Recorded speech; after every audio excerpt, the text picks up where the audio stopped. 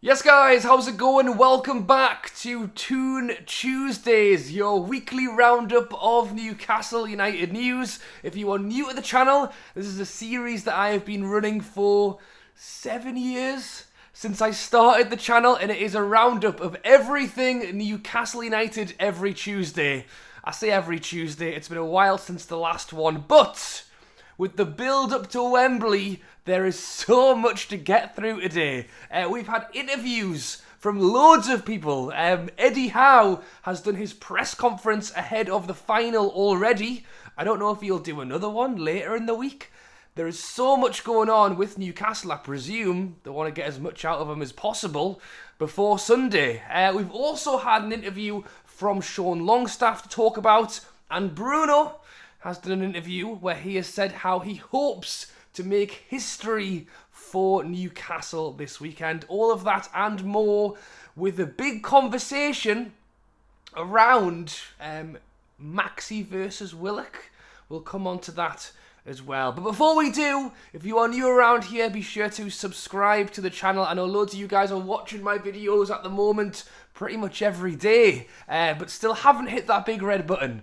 It's free to do so, it helps the channel. We've just hit 40,000 subscribers, and I will be heading down to Wembley this Saturday. So loads of videos to come, be sure you don't miss out. I've no doubt the lads heading down to Wembley, in the words of Dan Burn, will have their suits measured. And in fact, we've already seen them in their suits. They were at St. Oswald's charity dinner this week, where they have understood to have raised £68,000 for the charity. So I thought, you know what, we'll start off the video on quite a cool, happy note there, despite the fact that I've no doubt they've got a lot going through their minds at the moment, a lot of training to get done.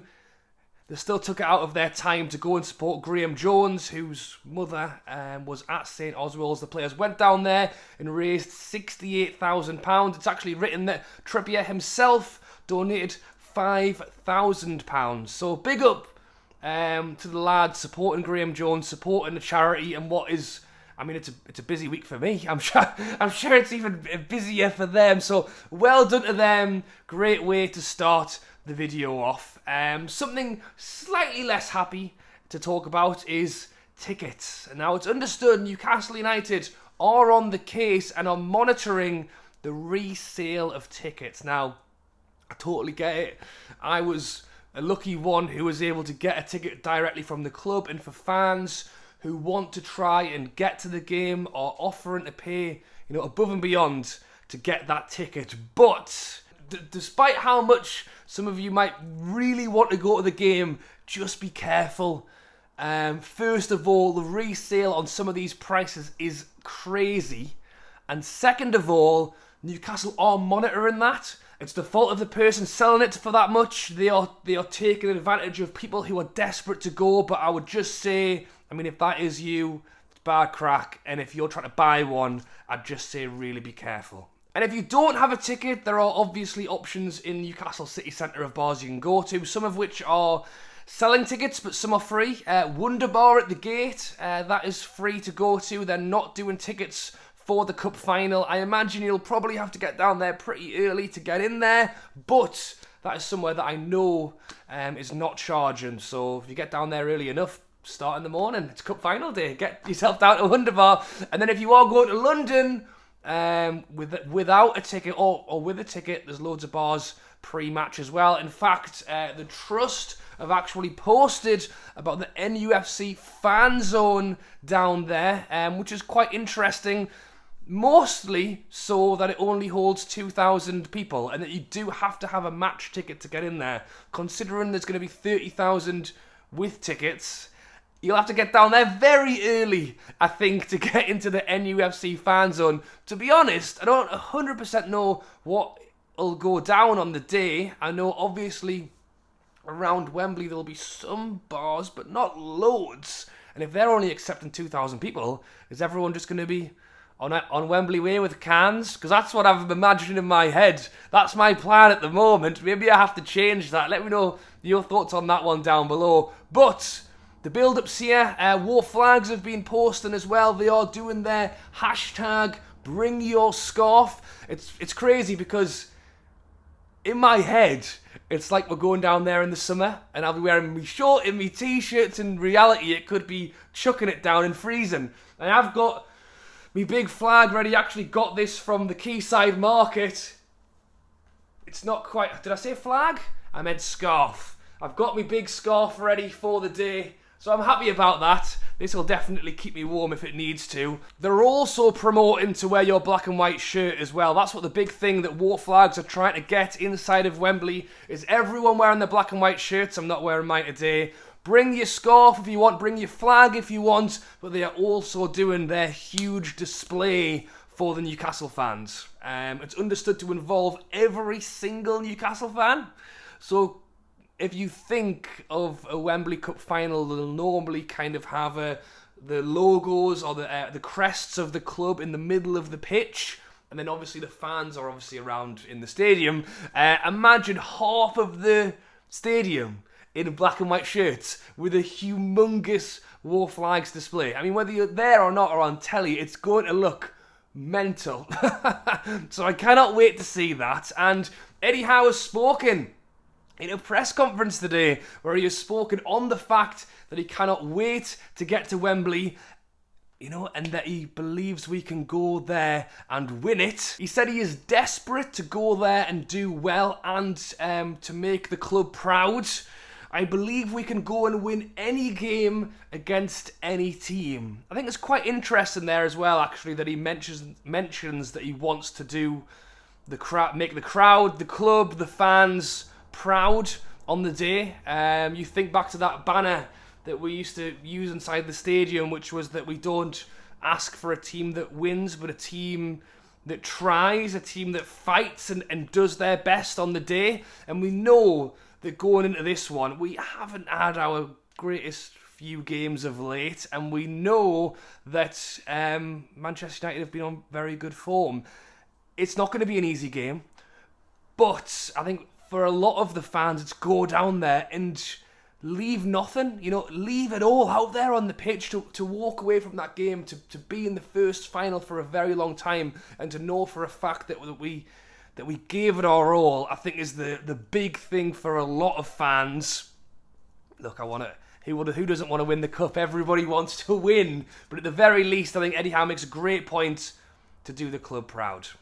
He did talk about the fact that he is disappointed for Nick Pope, but he did say that he's pleased to give another goalie the opportunity, saying that we have to be positive in this situation, and that the game, it is a blow, but you have to get behind the team. And I tell you what, I think the fans are... I'm boiling in the scarf. I think the fans are getting behind the team. The hype for Karius in this game is tremendous. I love the fact that, I talked about this in my video yesterday, the redemption story for Loris Karius, best known for the game that he didn't play very well in the Champions League final. Really hoping that he'd come out and play well. And jumping around a little bit, but Sean Longstaff did an interview where he actually spoke quite emotionally about the fact that Nick Pope was missing out on the final, actually saying that he knew it would be hard for Nick, but it was very hard for him to see Nick walk off the pitch as well, knowing that he was going to miss the final. Spoke about the fact that Nick Pope's actually his best friend in the squad. We've seen a few interviews with the pair of them already. I think Dan Byrne took the mick out of the pair of them, laughing all the time. You can hear them before you see them. So Sean Longstaff and Nick Pope are great mates. Longstaff said it was quite hard, and you can actually hear a bit of emotion in his voice talking about it. So it's clear how much this means to the players.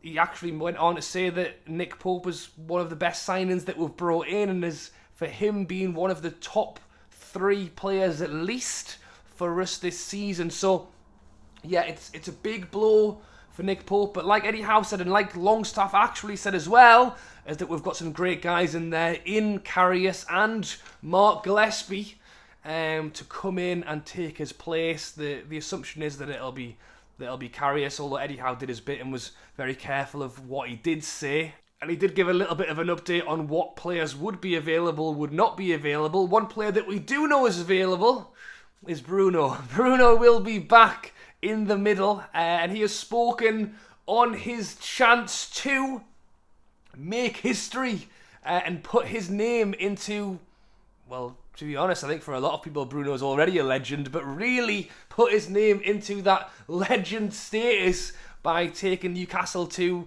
a cup final win. Bruno said that when I signed for Newcastle, I wanted to put my name in the history of the club. This is a big opportunity to start that process. So he doesn't actually say that winning the cup would put his name in history, which it would, by the way. He's actually saying that it's just the start, which for me is massive. I think some of these key points that have kind of been made, I think Eddie Howe speaking about the club and the pride, I think just speaks to me as a fan.